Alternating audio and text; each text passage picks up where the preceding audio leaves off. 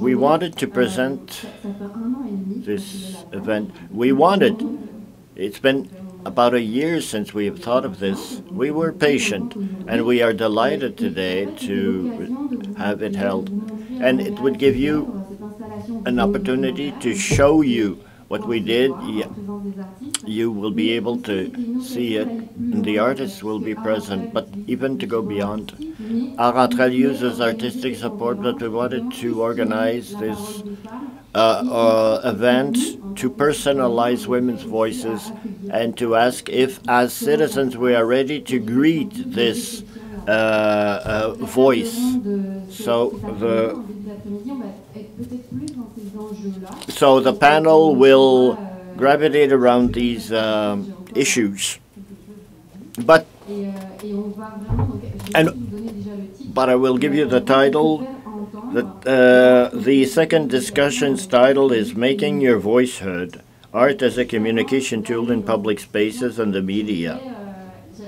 So I had invited Caroline, who worked with several women in halfway houses, and they've authorized me to read their message, and I will read it in their stead.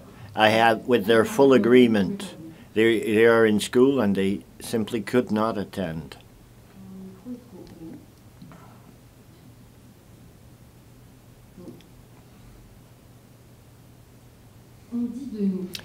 What they say about us, that we are criminals, as if we were only our charge, or that we were devoid of any other quality. Some will even say that we are irredeemable and that we deserve the death penalty.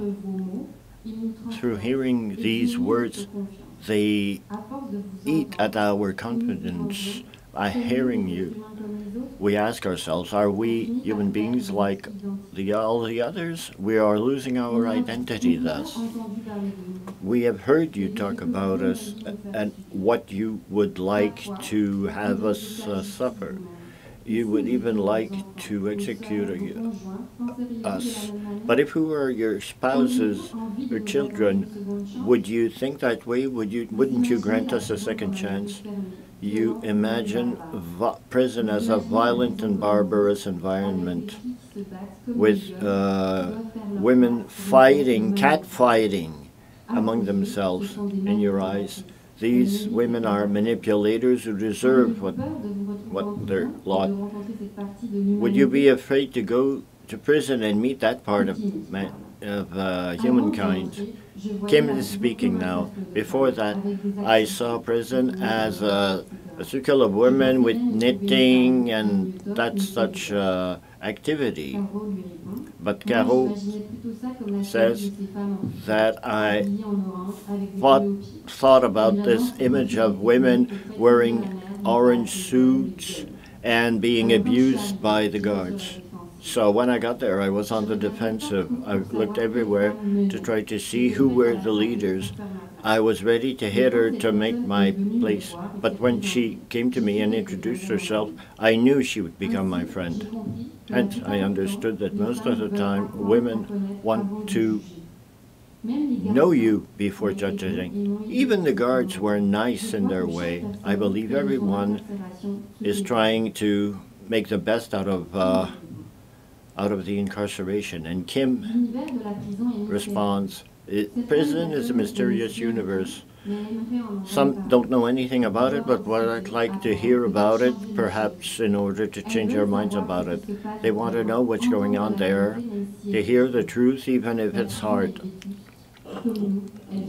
And prison is old. I got out of it and I was stronger for it, but inside I've met all kinds of double-crossers, liars, and I give without receiving anything in return. The cells are anonymous. They belong to all and to none. Everything is in concrete. The walls are dirty. Prison is a cacophony of noises, of voices, radios, television that's working, and in such a din you can't even think straight. With these noises, we would like our voices to be heard, but no one listens.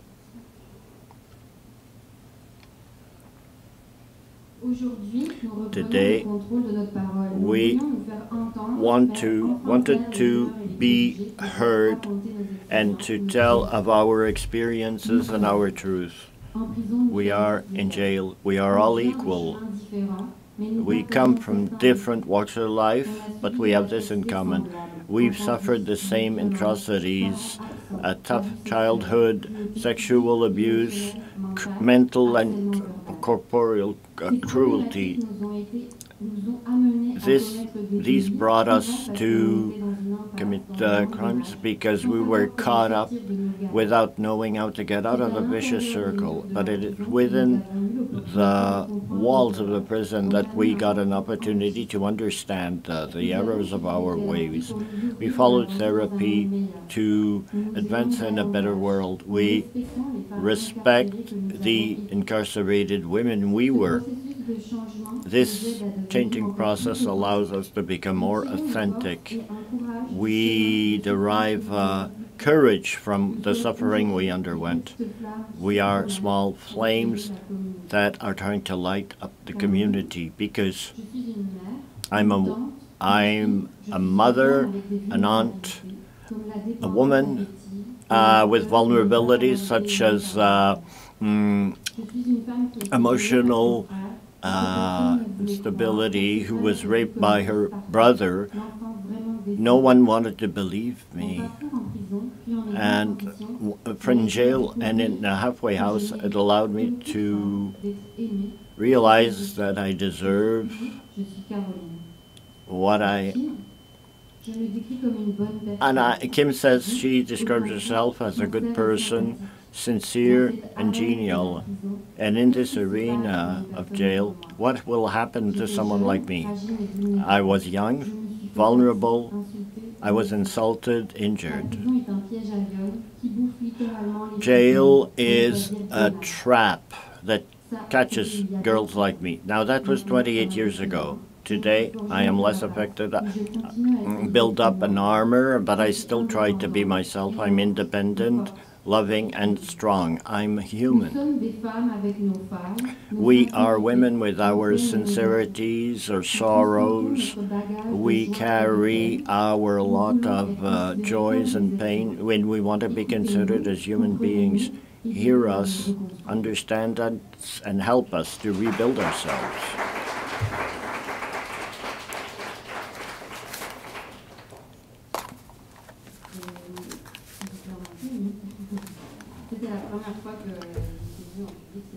This was the first time this was read in public.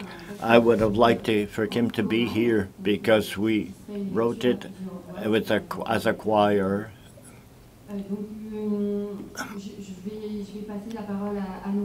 And I will move on with the panelists, but I wanted to remind you that we are in a safe space where everyone will be heard and we respect your limits. And we are there with an attitude of openness and acceptance, and I would thank you for being present this afternoon. And I will now ask my three panelists for this second discussion. Making your voice heard, art as a communication tool in public spaces and the media being the theme. I would invite the panelists to sit down, and once that it is done, we will hear the second audio, which are the testimonies of women who took part in a recording project. Geneviève is a community artist and co-founder of Art Entr'Elles,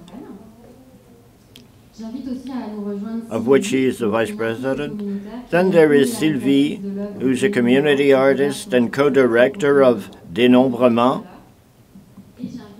And I invite Maria Mensah, professor at the School of Social Work and a member of the board of Art Entr'Elles. Let us hear this audio capsule. Hello, I'm Roselyne. I call from Joliette Penitentiary, and I would testify the following. I've been there for 4 years, and I wanted to tell you of my itinerary here in Joliette. After 18 months at the provincial prison,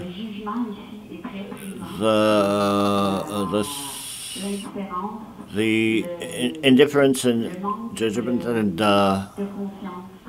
lack of conscience when we are being told to speak of what we suffer or intimidation or to testify and to say.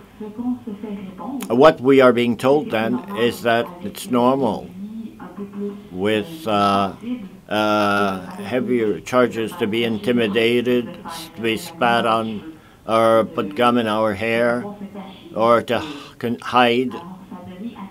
So, with such a treatment, even from the staff are being told such answers, we feel even lonelier, more alone, as if we had no word. So would it be the use of speaking if no one hears us? So this would be one of the major aspects here in Joliette. Another heavy aspect of it is when we try to testify on situations, let's say the remoteness or injustice, we are always being compared to men or to women living in provincial prisons. It's never their fault. There are no solutions. We have to. There is an indifference on their part. Otherwise, we're being told to file a complaint, to go higher up. But every time we're either threatened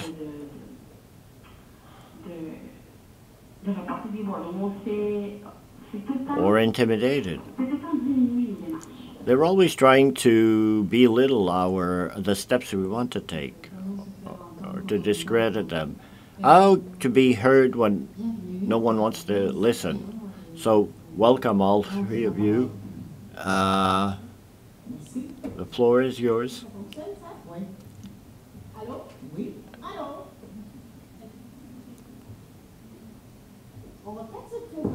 Let's introduce ourselves, perhaps to begin. I'm Sylvie. I'm a community artist and a co-director of Dénombrement. Do you have much experience of testimonies? Yes.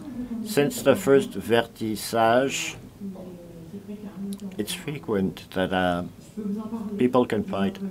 I could tell you about the interviews I gave to newspapers, but I'm not only collecting testimony, but I also presented this at UQAM to the student body and also at the Université de Montréal. But that was for researchers and criminologists. And then we started the first workshop of a webinar, and I testified about that theme because I had participated to this workshop. Also on March 8th, on the Women's Day, I worked with UNESCO and we spoke about, it was an international roundtable on artistic expression and women's emancipation. It was really good because we spoke from women from Lyon, Martinique, Belgique, all through the Francophonie. I also went to the UNESCO chair through telephone for applied research on prison education. And the last interviews I made, I made some for La Presse, for the CBC, French Channel, and Le Devoir, the daily. And the more it goes, the more confident I get. Now, Geneviève, I'm not as well prepared as you. I'm Geneviève. So I worked in 2009 in a project.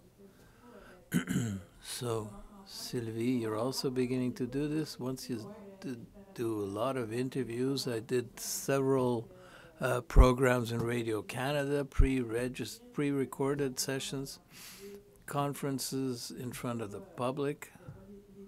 I won't make a full list, but I've done a lot. So it's been a long time since I've been in front of a public to discuss my experience, and I'm very happy to be here with you. So it would be about time to consider what it feels like with us stories. So then, why Marianne Messa? I have no experience in jail, but I feel often enclosed. I also don't have an experience of witnessing. Témoignage parce que je le constate. I'm interested in witnessing. The stories that you tell, Sylvie, or the experiences that you have, Geneviève, that's one piece of the puzzle in such a way that we can imagine the testimony is the person who is doing the testimony, person sharing experience, and you have co-producers, people who are asking the questions, that add questions when you weren't expected. And then you have that walks with you. You have people that accompany you in the process, and the public also. And that's what we're talking about. And it's heard. And I'll also add another player here. It's more subtle. It's the context in which we are giving our testimony. It's social, political, but also the systemic contempt for women, and also the techno issue. So those are all and I'm interested, and I try to accompany other people's voices. So if I don't talk too much today, anyway, it'll be all right, right? Do you want to continue? So you're not asking me a question? What are my expectations regarding this thought process? Sylvie, we'll go like this. Last week, you've done certain things. So what I want to ask you at this point, what are your expectations before you start your interview? Did you have expectations? I was the one that needed to speak about what I wanted to do, what I had done, and my experiences, both in the testimonies, all of the testimonies that I made, and how did it go? So I've done a lot of nice articles. It's wonderful, yeah. I have expectations when I go in there. They're realistic. I'm not going to change the province across the board, but I want to touch people and to help out, do good, or be a good experience for certain people. So it's been 6 years. I'm getting messages on Facebook, and I have a picture of myself with pink hair. So I got a message the other day, and I wanted to share it with you. I got it from a 15-year-old girl in secondary 3. She went with the teacher to find a biographic novel with my hair color and everything. She read my story and she wrote me back saying a long message that she hated reading generally, and my book was so interesting that she enjoyed it. She no longer saw people from the prison in the same way. She felt that my book should be read in the schools for hundreds of students. It would be an opportunity not to drop out. So if you have any questions for your presentation, and I give you my phone number, but call me, I'll be happy. And I'm really happy that after 6 years I can still touch people. Writing a book, there's money involved, you don't live of it, and the real pay is getting a message like this, that I didn't have expectations because I was just presenting my message. I had no purpose of helping people. It's my experience. Just to speak about my testimonies, it's my experience. So I had no expectations, but if we were talking about another topic, I would probably have expectations. Probably every person gives testimony for different reasons. When I really got involved in the speaking out, I wanted to make sure, I wanted to be a model of destigmatization. And it's not true that every woman that's been in jail is a gross person. Not at all. I want to show that some people are articulate. There's all kinds of women and all different, and I don't want to show only one dimension. That was one of my motivations. It was a militant kind of motivation. So, like it or not, I had expectations to present yourself like this. It's being risky. People will recognize me on the street, and my neighbors will recognize me. So to present all this is like a risk, and I was doing it for militant reasons. So you were able to weigh the pro and the contra to this thing. If I don't go, who is going to go? But anyway, I want to know, you have no expectations, you want to deliver your message. Do you believe that your message has been heard or is being heard? Do you receive any feedback on it? The interviews, I'm being called upon to give interviews, the conferences with the UNESCO. And after the vernissage, people want to know me more and want to hear about the collective.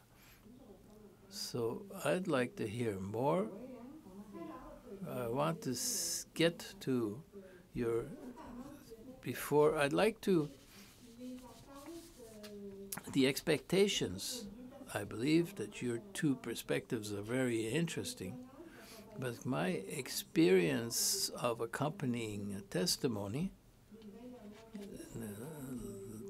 20 last years, I've been accompanying people who are sex workers, who have a gender transition, who are coming out of the closet. There's other kinds of realities that when you announce to somebody, it has an impact on the other person. Wow, I want to see you again and no more. Or they say, no, you're a model, that you're opening me to other realities. Sometimes it's not very comfortable.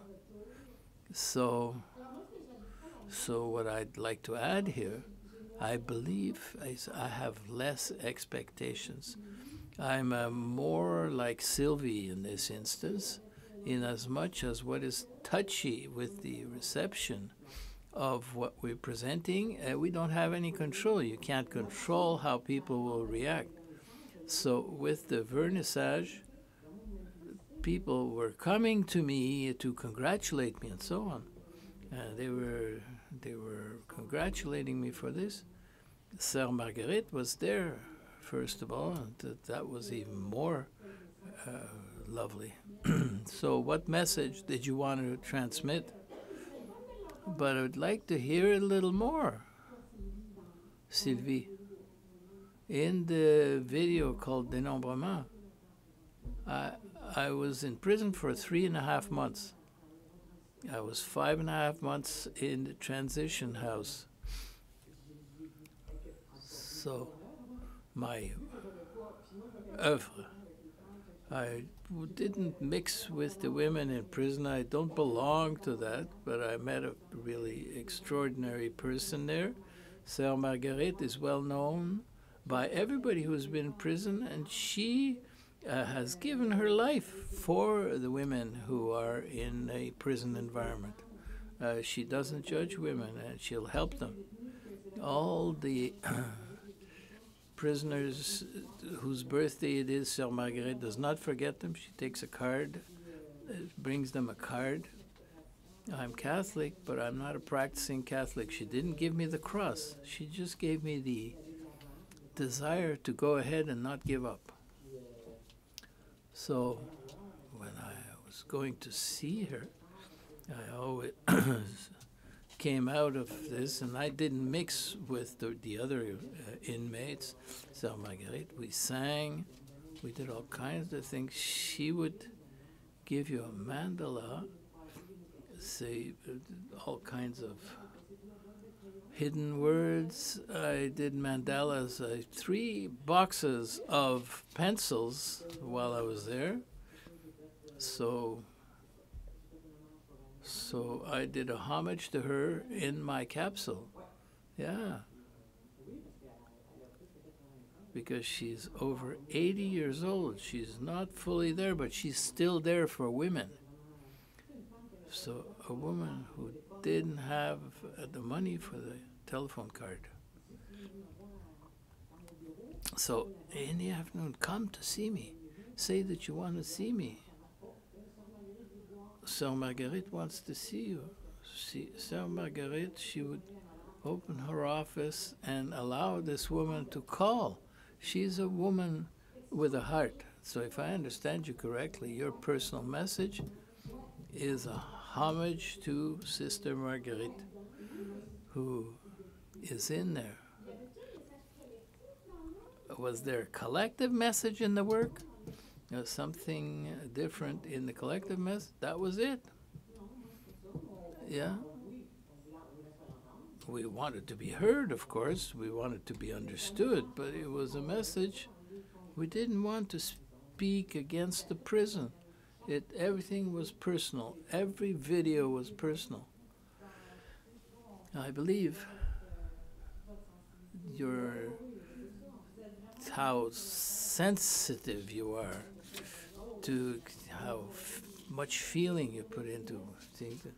The Kleenex boxes. When we 6 different women. I did 3 months. Some people did 24 years. We didn't have the same experience in jail. So the women were very different, who would never have spoken together outside of a creative context. They become close. They become friends.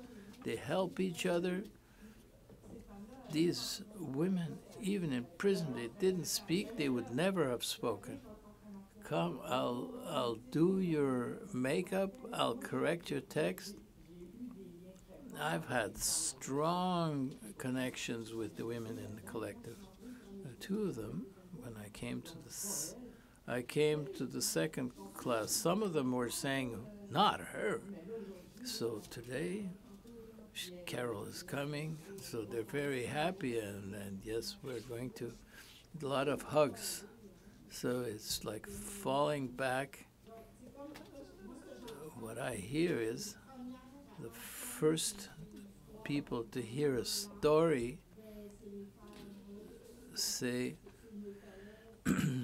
are the peers, I mean, and they hear the message, and so it's a workshop, the first one, of the strong competencies, skills. we should give it in secondary school, because this exercise is how to recognize where our strengths are and the generic competencies. So it's a questionnaire that we are presented. 5 of your strongest skills or competencies. You have capacities to explain the competencies. 4 capacities come with each one.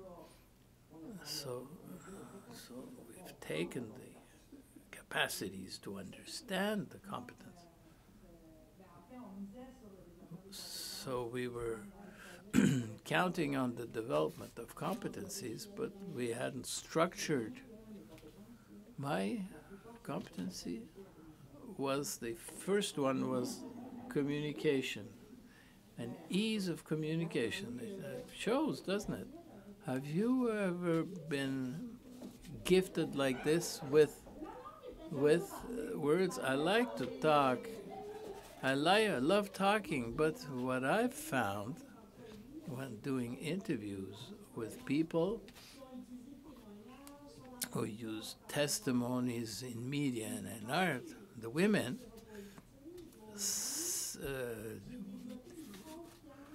with AIDS, I acquired self-confidence. I was always a little bit hidden. But the fact that I started speaking, that these were some of the competencies that were developed. But I have a facility. My first interview was blah, blah, blah, blah, blah. That's normal. The more you do it, the more you appropriate these things and start using it. In radio can. So when you need to learn to become more affirmative of yourself, and I was presented, my work is a diptych, the insight how to wrap myself in a white string, and the back of me, Anne-Marie Dussault, 24 hours and 60 minutes, and I wish it had been 60 seconds. I was with Guylaine Tremblay, and we were doing the art completely, and we were describing so people in jail. That was women in jail was very popular at the time. So when I was showing my thing, and somebody in the directors, they were showing just half of my work. So I'm sorry, this is not my work here.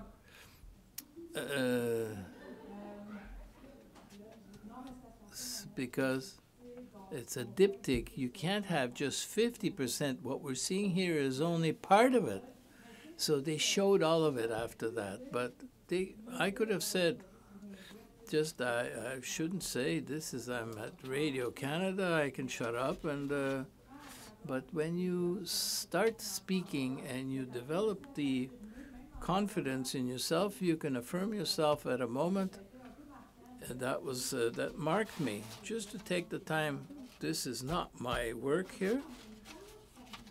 So it happens so often that a person testifies in the journalistic media, and they cut off things. You spoke 45 minutes with the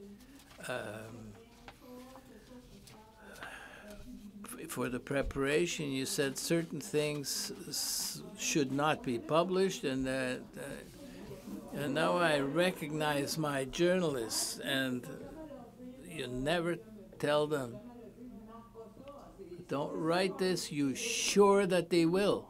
So when we were preparing for everything that was a media-related interview, the questions that we won't answer. If you ask me what I'm denying, what my crime was, I was judged on it and tried, and so in Christiane Charette, she knew very well one of the first questions. And Madame Fortin, you went to prison for what reason? So you have to be ready to have answers. So I was judged already. I'm not here to talk about my sentence. So it brings me to talking about another point. Our friends and work colleagues can see it. There's a preparation that we need to make. It's a kind of a coming out.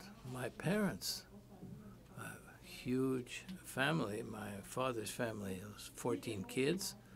And a lot of these people didn't know what was going on about the prison. They thought I was in therapy. So when I said that I had to speak out, so I spoke to my parents and I explained why I wanted to do it. And they said, look, so you're going to be at Penelope McQuaid in 2 weeks? So she called everybody. They called everybody? They said their daughter had been in jail, and so it's also a situation where I had my apartment. My father was renting me an apartment. I didn't fear that I would lose it, and I had work with ex-criminals. So it was more related to my close family members and friends. And one of the impacts of the testimony, I spoke in the media, but it led to discussions within the family, and with some of them I have uncles and cousins who call me for my advice regarding my kid is smoking a lot of pot. Can you tell me what happens? They are more trustful of me and they don't feel judged. You have a legitimate knowledge that you can share. So I'm not hiding anymore. So that's it. But not everybody can do that. No. The problem is that not everybody can do that. You have a capacity for auto thinking. Were you accompanied by someone? So my first public speaking out, and Ruth and Céline, and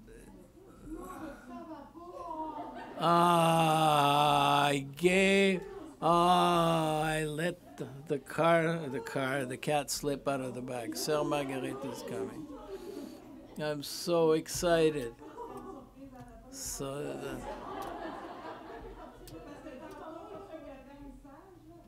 there's a vernissage there.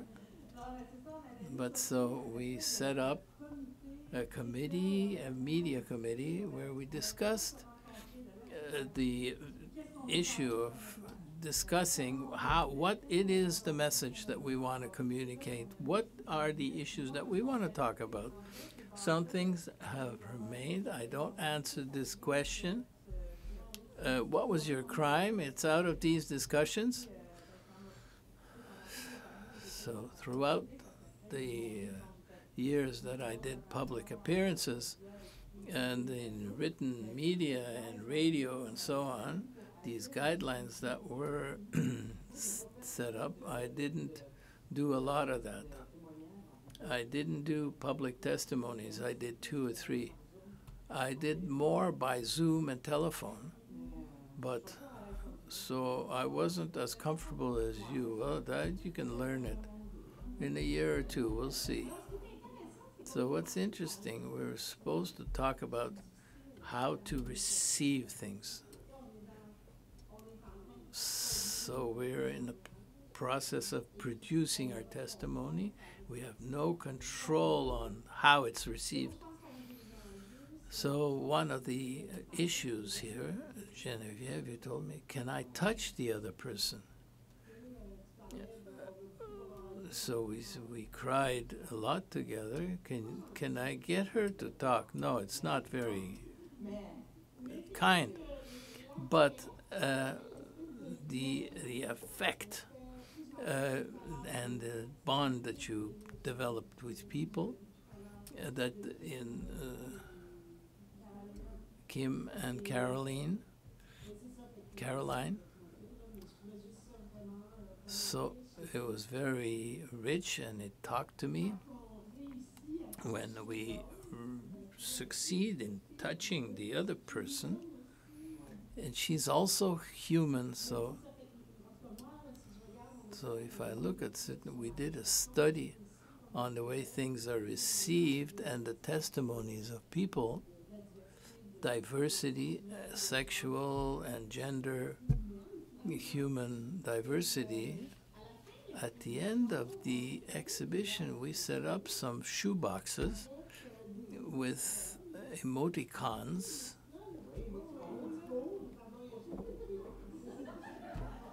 So this could seem to be stupid. 2 hours in a culture, Maison de la Culture, to receive works that are powerful, and the smiley man says, I love it, the guy who's thoughtful, the guy who's angry. And what is fantastic is that most of the people had reactions, effective reactions to, not negative. Well, we couldn't figure out whether that was negative or that seemed negative, that you were touched so deeply that you were horrified that we live in that kind of a world. It is not the person of the testimony, it's the person that takes the emoticon. She's not angry against the testimony, it's what she heard. She is horrified by what she heard. So because there was something, but opinions and prejudice is very difficult to break up unless that the person has a personal connection with this. This could be my daughter.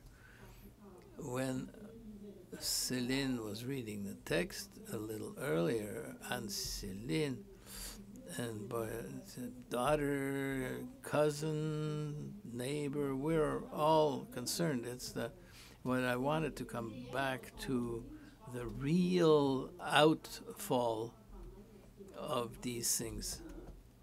We're talking about the expectations that we had is to give a feedback of all of this. This is why I didn't have. Do you want more? Je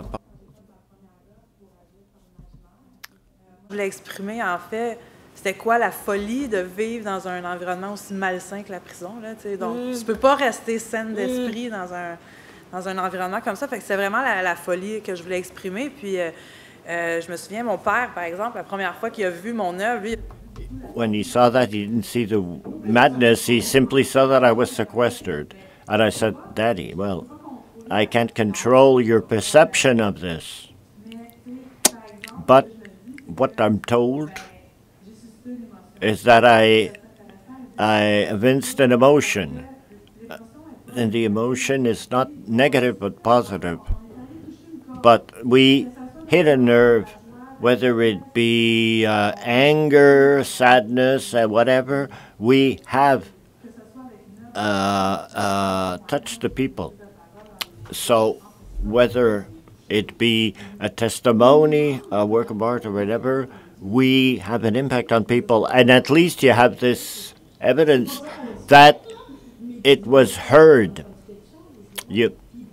Maybe one of the effects of this is that it will facilitate discussion, because you've just affected me. But maybe the words will be useless. Perhaps someone will go out banging the door, and perhaps to wait some time and speak it with a cooler head. And this can be found not only for the person who heard the testimony, but it can go beyond that circle. Do we open up for the public? Because we are just here chatting, and I was wondering if others would like to take part. How did you What about this testimony? Has it evinced any reactions in you? Well, maybe I'll add something else. I never testify on a personal level, but because guess I'm reserved in that way. And what gets on my nerves sometimes is voyeurism, you know. It grates me. People want to ask details, yeah. And you want to hear about one side of the story, not the whole story.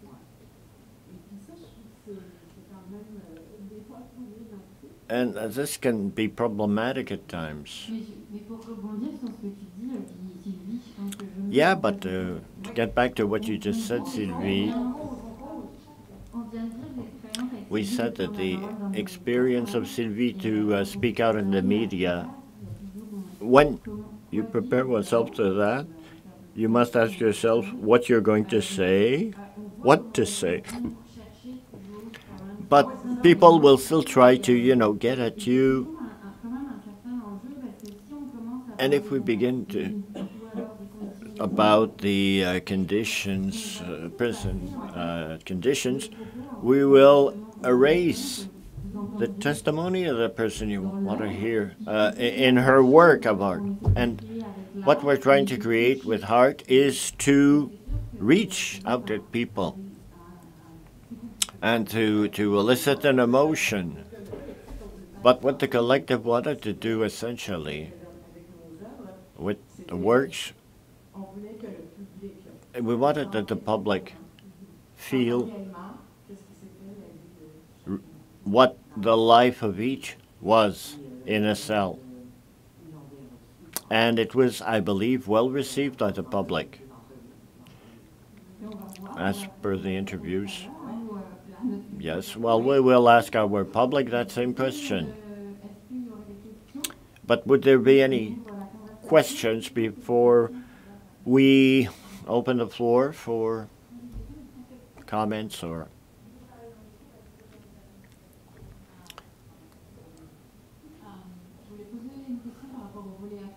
I wanted to ask you a question about the artistic aspect of it. I wanted to know, was that a language you were already familiar with? Was there a continuity in your life? Or how did you get to resort to art? And I was wondering what was your perception of cultural institutions that may be used to facilitate your expression, to reach a wider public?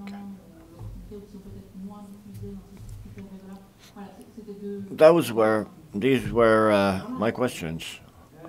As for creation, we had professional artists that guided us during the whole process, and I would like to thank them for that.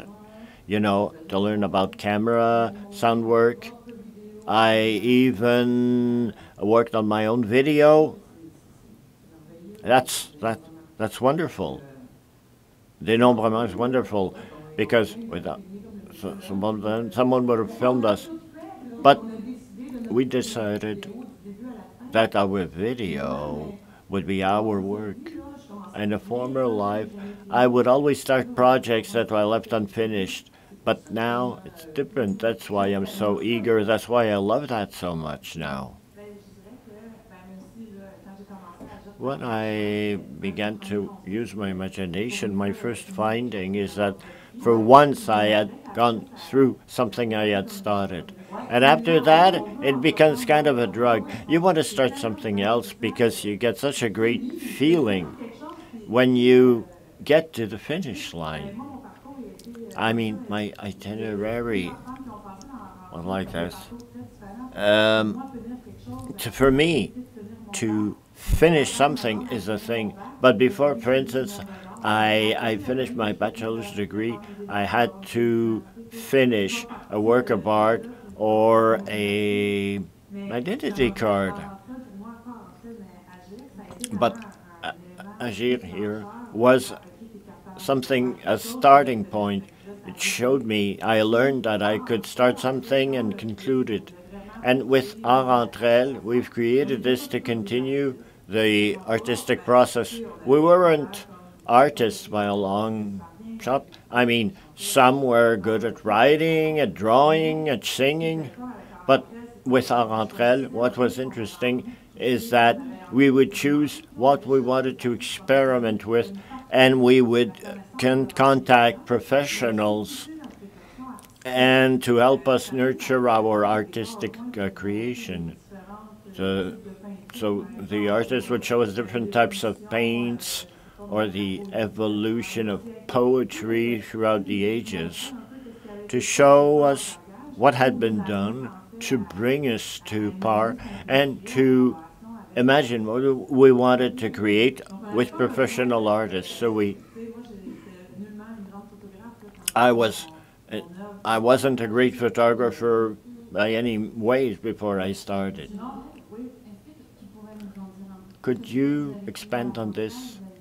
At Art Entr'Elles, did you decide to continue with community art? This is a special direction, isn't it? Well, community art is not therapeutic art. Therapy art is in a private context, and these works are not meant to be shown. With community art, then, however, we have the option to exhibit our works. And we've also worked, another work we did is to be accepted as an artistic organization. We often had the impression that when we would show up in a gallery, we weren't taken seriously, you know, as if we were just a sort of arts and crafts group. So, but we would explore media, and I believe after the years, we've produced quality work that belong in an exhibition. Of course, it takes years to build up this credibility, and it's by doing it that we get to be better accepted, because we were told no more often than not at the beginning. And with the projects with other communities, art was chosen on account of the freedom it affords us. A freedom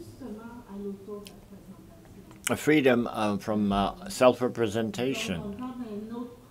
So, in another project in Maison de la Culture, we were forced to have 70% of artists, of the participating artists, to be professional artists. And within our team, no one was comfortable with this notion of professionalism. But the discussion went today. You know, there are artists among people. Those are talents that can be explored and with which we could express our experience and share it. But there is a notion here of self-representation as a liberation. I know this sounds like fiction. I mean, if we feel aesthetic or plastic pressures, you know, I listen to you, you explore the medium, and it seems to be very specialized. So it can be daunting for a young woman. At the beginning it is, but with Entr'Elles, we always have a funding to pay the professional artists, but also the community artists, thus the women participating in the projects. And for some projects, we've seen that money would attract women. I'll be paid to make art.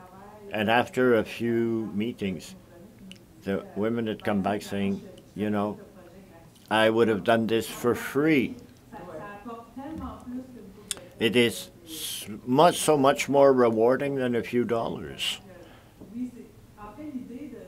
The idea to offer a fee is in order to acknowledge the artistic contribution of all. So it's not only the professional artist here that is involved, but all the others. And to create conditions so that women may participate, so to pay them for the time spent and transportation. We even had a daycare attendant to allow women to focus on their creation. So we tried to create the conditions that were conducive to this work of the group as a whole.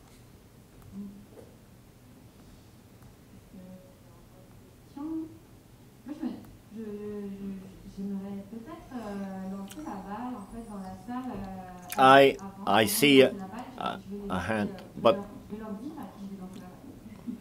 okay, but before that, there are two professional artists who've collaborated for Dénombrement. Perhaps they might want to share their experience with us.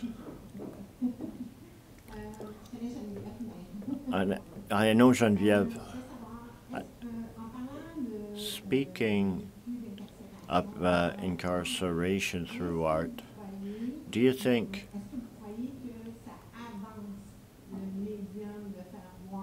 that it advances something of showing what's going on inside and of allowing people who do not get heard to be heard?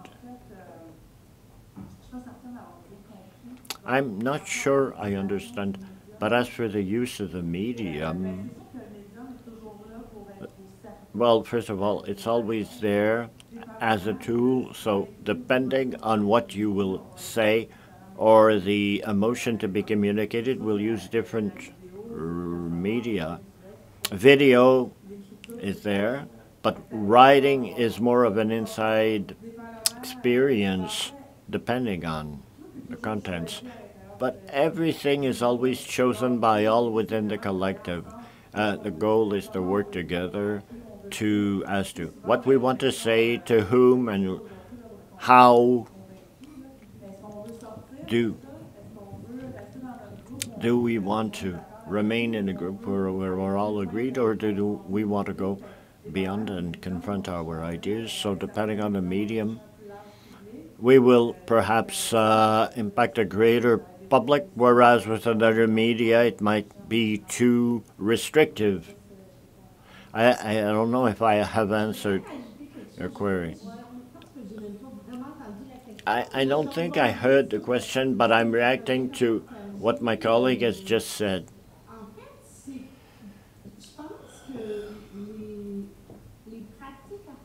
Artistic practices, media, we're speaking about, afford women a way to express themselves that can protect their anonymity. Sometimes we think that to testify means I have to show up at TV and everyone will see me.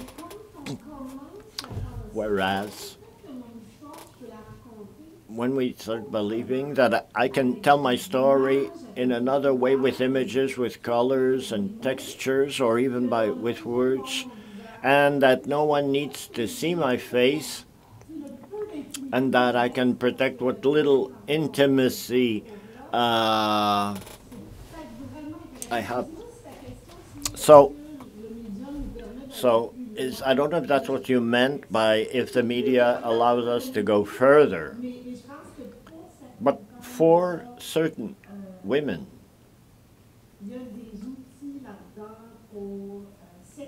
there are tools to help expressing oneself which are less hazardous, so to speak.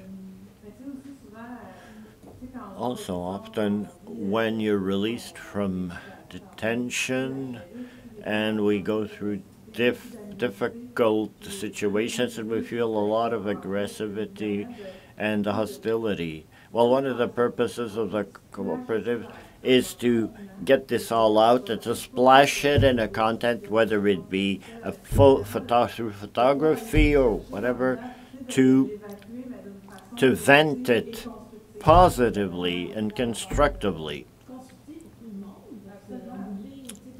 And at the end of the day, you have works of art.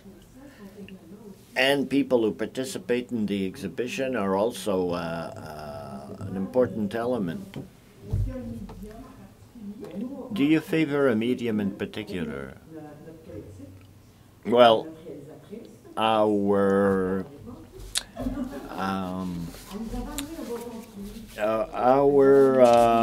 director had brought us. You had a stick that would sound like rain. And so at the beginning of each workshop, we would take this stick and we would say, because, you know, it's not easy to get attuned to reach a common point, you know. You have to iron out differences. But we would settle that with a rain stick. So when I said we wept a lot, well, that's because everybody put their guts out. And so, and that's how it led to creation. We would ask ourselves why we ended up in prison, not without necessarily speaking of our infractions.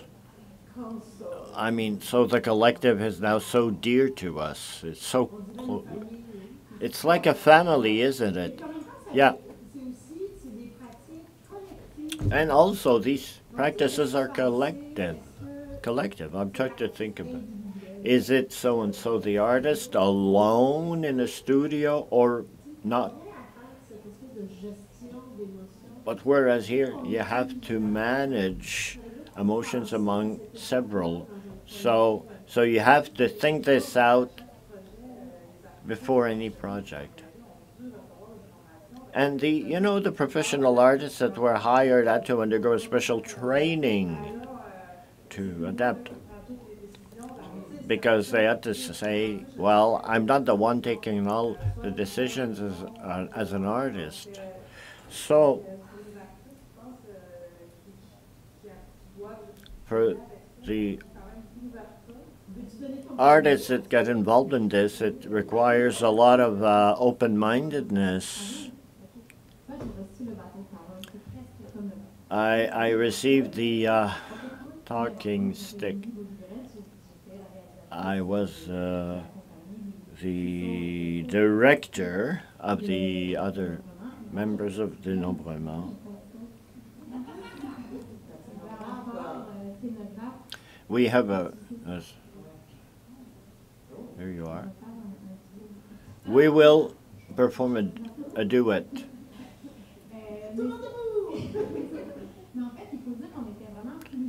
There were several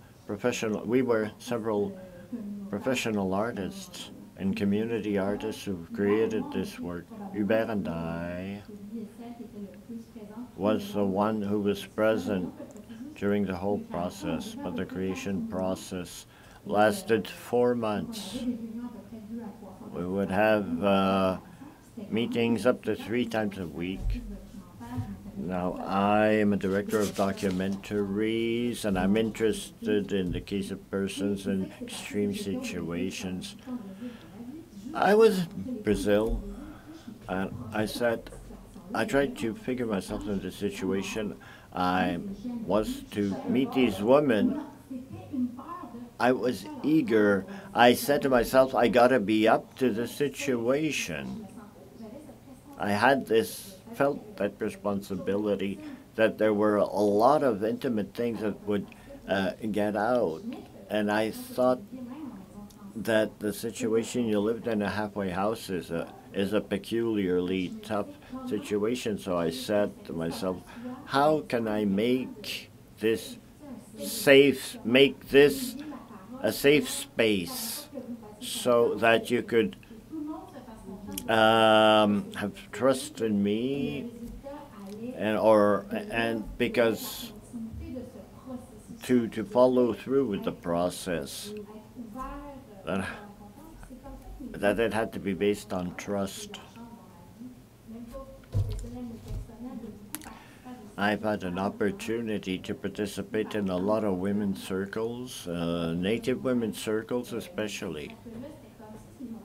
And those are times in my life while I felt the safest. So it was my idea to bring this speaking stick. But maybe people will find me stupid. But I said, okay, I'll go do it nonetheless, because I always wanted to present myself to you as I was. I thought you would have claims. So, I mean, all of this was very well formulated, as you stated earlier. So now we're dealing with a work of art, and we want to impact people emotionally.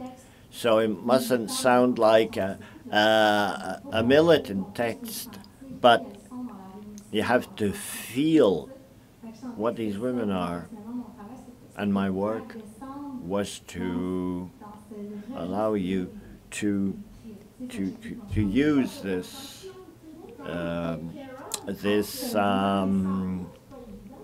recourse to the feeling.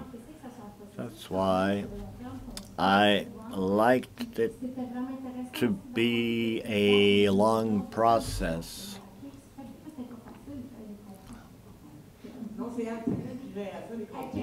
So, and I had someone who would deal with the conflicts and the fact of having this framework around us, you know, all the acquired expertise and acquired experience.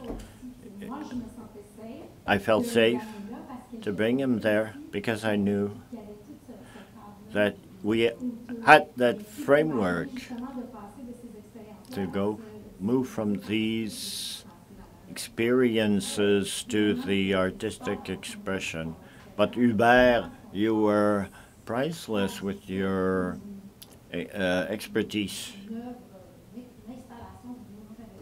I didn't have an experience with video vernissage. Yes, as artists, we work in isolation in the silos in our studios.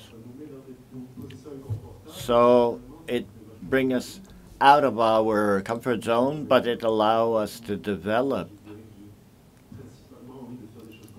And this is the kind of thing I now want to do. So there was this initial training.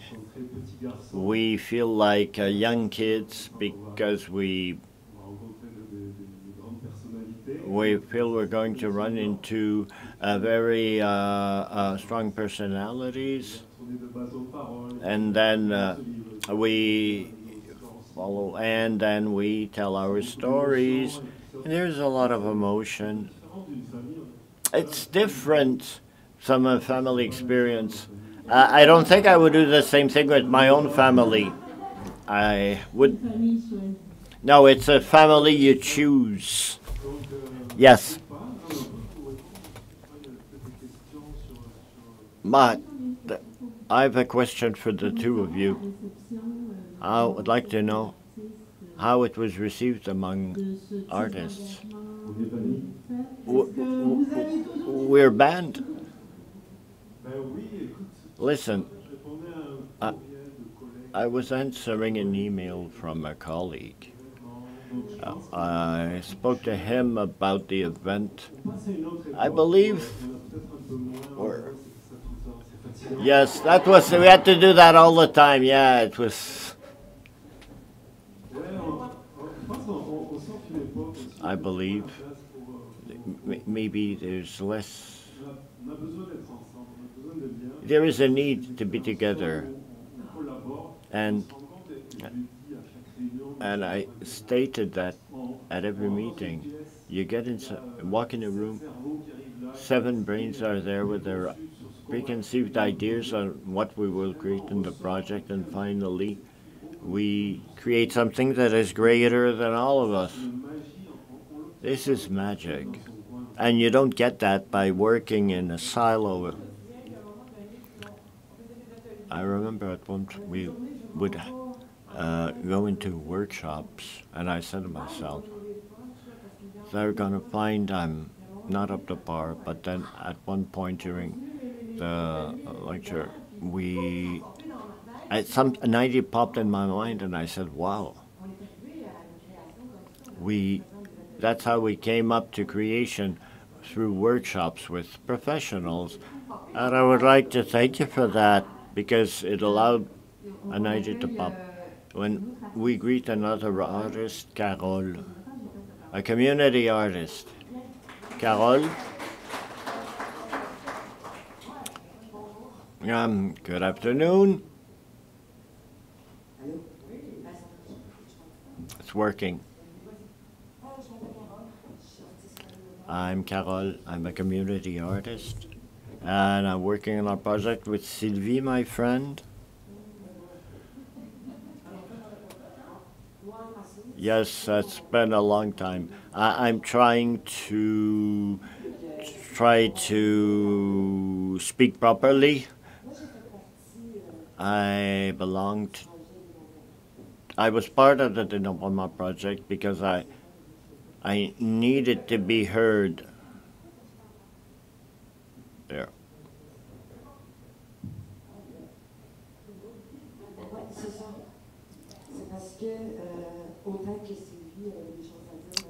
Sylvie had things to say, but all the other artists had things to say in that documentary when I came up with the project. We're leaving you the opportunity to speak. Right away I said, I don't know what they're getting into. Do I have anything to say? Did I have anything to do? I wanted to change justice. Not angry. I wanted what they're showing in the media is easy. So look at people, they're worthy of it. They deserve it.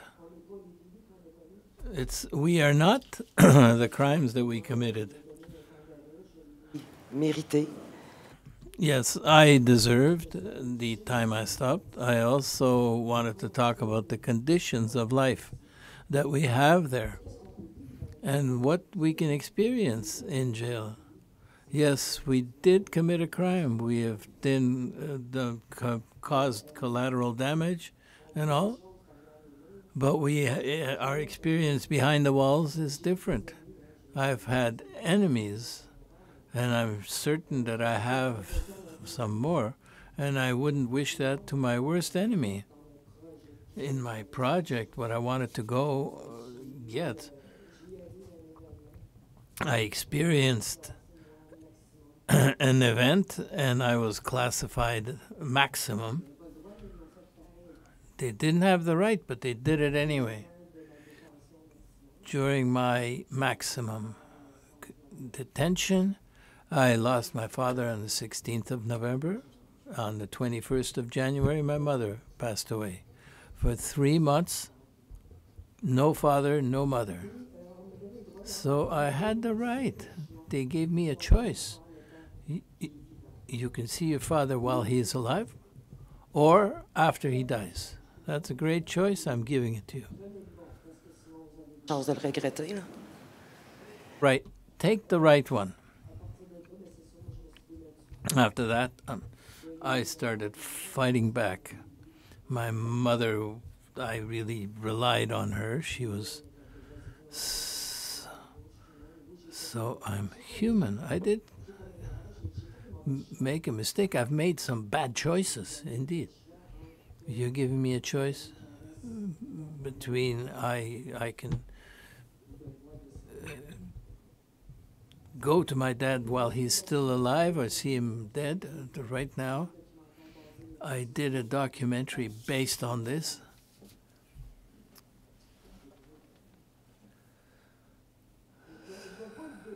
So I don't want to be beside the point. I finished my mandate, the federal mandate. It's done. It's over. Yeah. So I've always told myself that during the time that I am in business with the conditional liberation people, Canada's prison services, but it's done. It's over. It's done. But listen, I know there must be other people who want to hear me. There must be curious people. I'll keep this space because I would like to be heard by other people, by other ears, really high up in the hierarchy, so that they can feel what it is. We are judged, women. We as women. I know men who committed the same crime who got 2 minus 1. I got a 6-year sentence. As I say, I went to the maximum. They are not punished for having done this to me. There are lawyers who are thinking about it and, working on it. So in the project, when I was given this chance, I really want to thank. It was an opportunity. We don't see each other very often. I live in Trois-Rivières. I have a straight life. I have all the problems that we have now, but if this is where I am, it is thanks. I can't see her now. It's a little bit thanks to what I didn't say as well, was that nobody visited me during the time I was there. Twice my brother came, and then my daughter, Roots, you're like a mother. Thanks to this project. So they considered that they came to give me what my parents couldn't do given the knowledge that they had. When I arrived in transition, it wasn't funny. I didn't have 6 months transition, but I had 8. Everything is different in my case. So I had 8 months. What am I going to do? I'm going to lock myself up in my room, and I don't want to see anybody. They took me from a village in Saint-André-Avelin. I went to the downtown Joliette. I couldn't visit. And then right in the heart of Montreal, you can go get your own cigarettes at a 5 and 10 store. So I was really afraid. They gave me. So they gave me, they listened to me, they gave me the support that I needed. And this, if I'm where I am now, they made this huge present to me. Some of you will have a chance to see the video. You'll know more of the story at some point. You shouldn't have given me the microphone. I got lots of stuff to say. So, last question. We'll have to follow the agenda. Last question, and we'll go for a break, and we have another round table. Désolé, Carole. Well, tonight after 5, we're there, and we'll be able to listen to everything you have to say. Thank you so much. Thank you to you. Thank you. Thanks, girls, for listening to me. It's unbelievable, the progress she's made since she's worked really hard.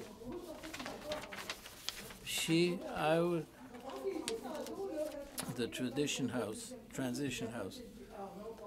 No, that's her. So So even if we live far, and she was the one who said, "Oh no, not her." Well, any question? So I work in a residence in family violence. I'm developing a tool for violence and anger.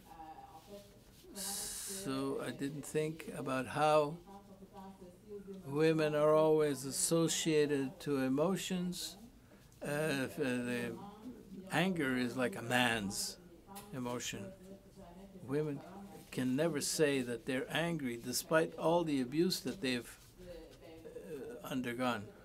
So I'm very happy to see you, to hear you, to feel your anger, because it allows me to think I'd like to hear you on your relationship to fear, to anger, and how does that find its way in your creative process. So art, Entr'Elles. This is what I want to say before Carol. At the transition house, zero tolerance. The girls are not aggressive together within the collective. Nobody. There is a code of ethics. Everything that's verbal violence, physical violence, intimidation, it's no tolerance. Anything that's racial and sexual slurs. So management, anger management, we do this in the transition house. There is no anger there. There's an important aspect. How anger is always perceived negatively, but how can it be positive through art, through other forms of expression? So zero tolerance. Should it always be zero tolerance? That's what we're saying. Say violent acts. I'm not talking about Carol. I'm talking about myself, my own anger, my diptych. So there was an anger there that was in this work. So art is a really good way of expressing anger in a positive, constructive way. So personally, I did the course in anger management. That program, you were told, it's not very good to be angry, so it's not very good. Here's the damage it causes. Anger. Guys can be angry, but I understand, but women, no. See, delicate, must be kind with everyone. See, in the course of anger management is to manage it. So nothing can be used. So you become aggressive. So I probably didn't express it properly. I always had the impression in this program that you had to avoid being angry because it was inappropriate. So this is it. This has to be our conclusion. So 1 minute, please.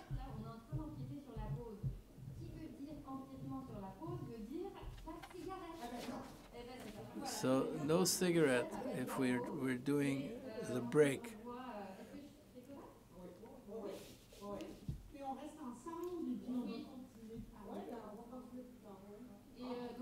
So we'll continue later. We have 1 cigarette. That's all we have the time for. Thank you very much.